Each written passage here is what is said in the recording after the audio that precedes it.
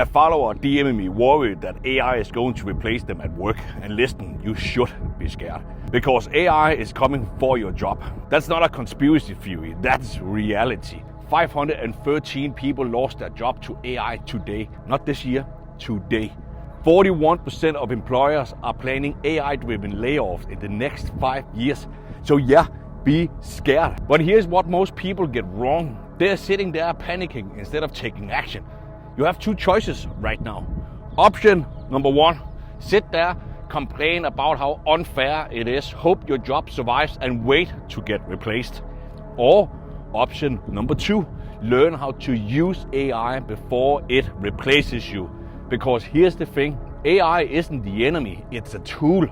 And the people who learn how to use the tool will make more money than they ever thought possible.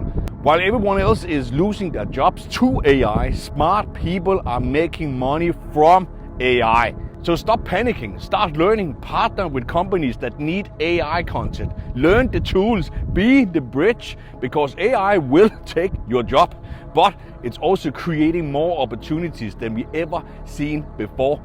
The question is, are you going to be the one replaced or the one getting paid?